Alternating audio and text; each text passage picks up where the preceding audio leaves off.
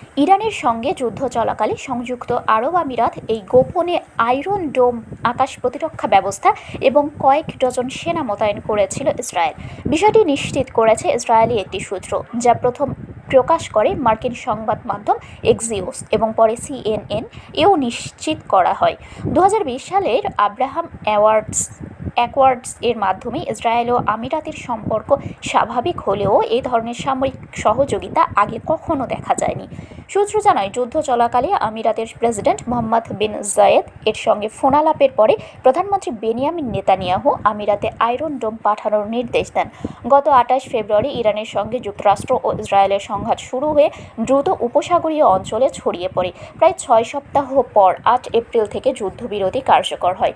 আমিরাতের প্রতিরক্ষা মন্ত্রণালয়ের তথ্য অনুযায়ী এই সময়ে দেশটি ইরানের ব্যাপক হামলার শিকার হয়। আমিরাত দাবি করেছে, তাদের লক্ষ্য করে 550টিরও বেশি ব্যালিস্টিক ও ক্রুজ ক্ষেপণাস্ত্র এবং 2200টিরও বেশি ড্রোন হামলা চালানো হয়।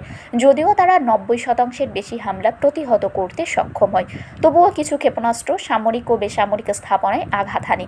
ইসরায়েলের তৈরি আয়রন ডোম একটি ভ্রাম্যমাণ স্বল্প পাল্লার আকাশ প্রতিরক্ষা ব্যবস্থা, যা রকেট, মর্টার, কামানের গোলা এবং ড্রোন প্রতিহত করতে সক্ষম। অতীতে এই প্রযুক্তি বিভিন্ন দেশে বিক্রি করা হলেও অন্য কোনো দেশে সরাসরি মোতায়েন করে যুদ্ধে ব্যবহারের ঘটনা এই প্রথম। শারমিন শিমু, বরেন্দ্র টেলিভিশন।